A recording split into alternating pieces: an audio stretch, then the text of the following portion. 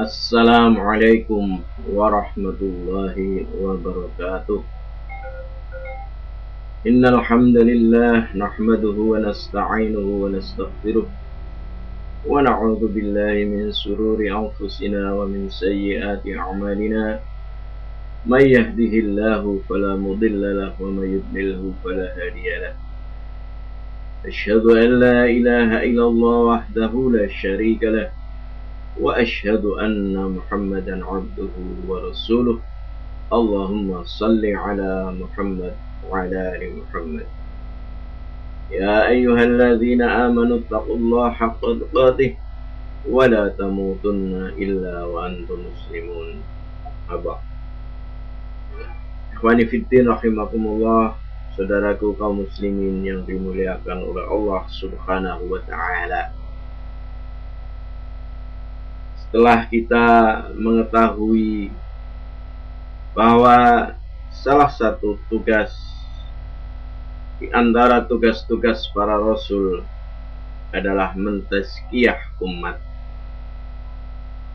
sebagaimana yang dinyatakan oleh Allah Ta'ala di dalam surat Al-Baqarah ayat 129. A'udzu billahi minasy syaithanir rajim. Rabbana wab'ats fihim rasulan minhum yatlu 'alaihim ayatika wa yu'allimuhumul kitab wal hikmah wa yuzakkihim innaka antal azizul hakim. Saudaraku kaum muslimin yang dimuliakan oleh Allah Ta'ala, bahwa manusia menjalani kehidupannya ada dua kekuatan yang senantiasa menarik, yaitu kekuatan berbuat baik dan kekuatan berbuat jahat atau maksiat. Para rasul diutus adalah dalam rangka mengeluarkan manusia, yukhrijun nas minadh-dhulumati ilan nur, mengeluarkan manusia dari kegelapan kepada cahaya. Saudaraku kaum muslimin yang dimuliakan oleh Allah Subhanahu wa taala, sejak dari awalnya nenek moyang manusia berasal dari jannah, dan sejak dari awalnya manusia dilahirkan dalam keadaan suci. Al-waladu yuladu 'alal fitrah. Anak dilahirkan dalam keadaan fitrah. Saudaraku kaum muslimin yang dimuliakan oleh Allah Ta'ala, maka mestinya kita sebagai objek yang didakwai oleh para rasul berusaha juga agar kita bisa bersih, agar pribadi kita menjadi pribadi yang hidup, pribadi yang selamat, yang pada akhirnya kelak kita kembali kepada Allah Ta'ala akan dipanggil olehnya dengan panggilan ya ayyatuhan nafsul mutmainnah irji'i ila rabbiki radiyatan mardiyah fadkhuli fi ibadi wadkhuli jannati. Saudaraku kaum muslimin yang dimuliakan oleh Allah Ta'ala, tazkiyah adalah sebuah proses yang harus kita usahakan. Di samping memang kita harus senantiasa minta pertolongan kepada Allah Subhanahu wa Ta'ala, karena kita sebagai makhluk yang lemah seringkali tidak bisa mengendalikan diri kita tanpa pertolongan, hidayah dan taufik dari Allah Subhanahu wa Ta'ala. Tazkiyah adalah sebuah proses bahwa seseorang akan bisa menjadi baik tatkala dia telah membuang kejelekan-kejelekan yang ada di dalam hatinya. Sebagaimana kalimat tauhid la ilaha illallah, di sana ada dua kata la ilaha, tidak ada ilah, artinya adalah sebuah penafian atau penolakan terhadap ilah-ilah atau Tuhan-Tuhan selain Allah Subhanahu wa Ta'ala. Di dalam bertuhan, bertauhid, kita harus menghilangkan sama sekali pengaruh dan dominasi Tuhan-Tuhan palsu.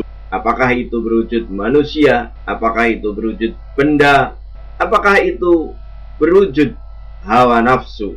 Itu semua harus dibuang terlebih dahulu yaitu dinafikan. Maka setelah diri kita bersih dari penyembahan dan penuhanan terhadap Tuhan-Tuhan palsu tadi, baru ditetapkan bahwa illallah, tidak ada Tuhan yang berhak disembah, diibadai, dan ditaati kecuali Allah Subhanahu wa Ta'ala, atau yang disebut dengan itsbat atau penetapan.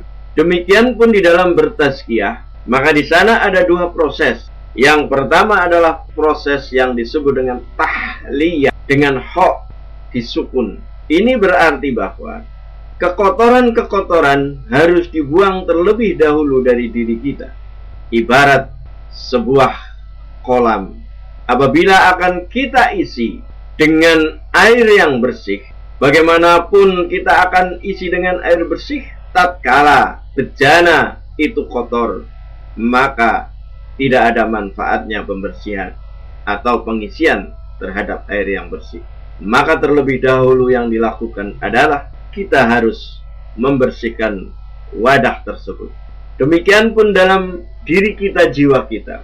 Bagaimana mungkin kita akan jiwa kita diisi oleh kebaikan-kebaikan, ketaatan-ketaatan, selama di sana masih ada kemaksiatan, masih ada akhlak-akhlak yang mazmumah, akhlak-akhlak yang tercela. Bagaimana mungkin kita akan bisa berbuat ikhlas, berbuat ihsan, berbuat sabar, dan yang lain-lain, tatkala di dalam jiwa kita masih ada ketidaksabaran, rasa malas, rasa sombong, rasa dendam, dan perasaan-perasaan yang lain yang bertentangan dengan kebaikan. Saudaraku kaum muslimin yang dimuliakan oleh Allah Ta'ala, maka setelah hati kita, jiwa kita dibersihkan, baru diisi dengan kebaikan-kebaikan atau yang disebut dengan proses tahliyah, yaitu pengisian dengan hal-hal yang baik. Selama di dalam jiwa kita masih kotor atau ada kekotoran atau pencampur adukan antara yang hak dan yang batil, talbisul haq bil batil, maka tidak mungkin jiwa kita akan menjadi bersih. Saudaraku kaum muslimin yang dimuliakan oleh Allah Subhanahu wa Ta'ala, maka sebagaimana yang terjadi dalam kehidupan kita sehari-hari, bahwa di dalam lembaga masyarakat kita, bahwa di dalam sistem pemerintahan kita ada yang disebut dengan penegak keadilan, apakah itu polisi atau apakah itu hakim dan lain-lainnya. Ibarat kita mau menyapu kekotoran, bagaimana mungkin tempat yang akan kita sapu menjadi bersih tatkala sarana yang digunakan untuk menyapu itu kotor? Bagaimana mungkin lantai akan menjadi bersih kalau kita sapu dengan sapu yang kotor? Demikian pun dengan hati kita, dan secara lebih luas tadi di dalam kehidupan kita di dalam masyarakat. Bagaimana mungkin para penegak hukum, para pembersih akan bisa menjadikan sesuatu menjadi baik, menjadi bersih, tatkala mereka sendiri masih dalam keadaan kotor? Saudaraku kaum muslimin yang dimuliakan oleh Allah Ta'ala, itulah proses pembersihan.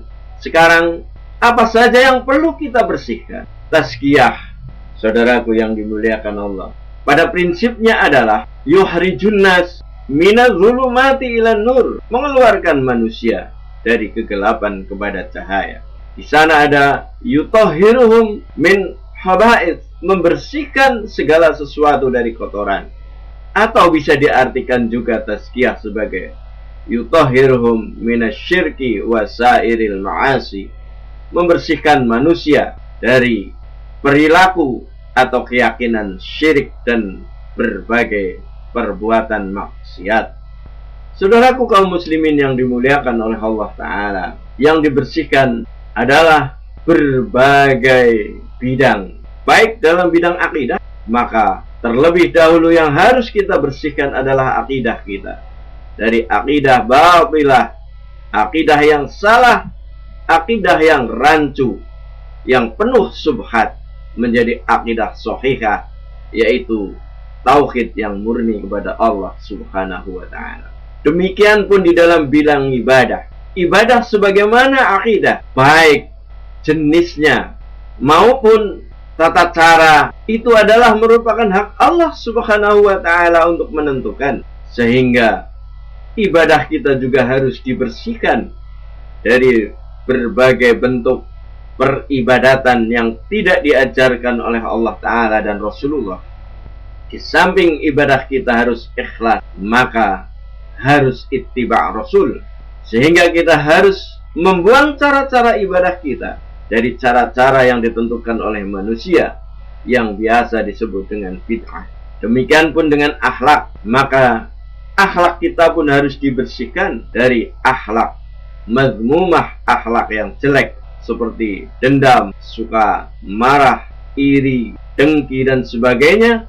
Itu harus dibuang sehingga kita menjadi berakhlak mahmudah atau akhlak yang terpuji, seperti sabar, ridho, ikhlas, jujur, amanah, dan akhlak-akhlak positif yang lain.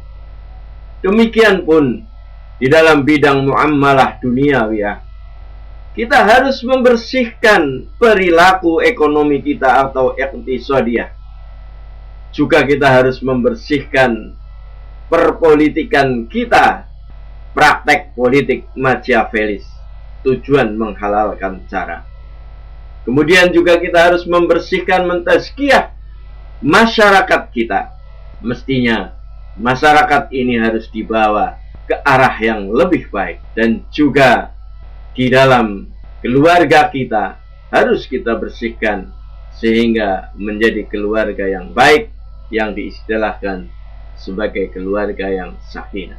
Saudaraku kaum muslimin yang dimuliakan oleh Allah Ta'ala, demikianlah proses tazkiyah dan macam-macam tazkiyah. Dan insya Allah, saudaraku kaum muslimin yang dimuliakan oleh Allah Ta'ala, untuk kajian-kajian kita berikutnya yang akan kita bahas adalah tentang tazkiyatun nufus atau pembersihan jiwa kita. Antara lain akan kita bahas tentang qalb atau hati, tentang sabar, ridho, ikhlas, dan akhlak-akhlak mahmudah yang lain.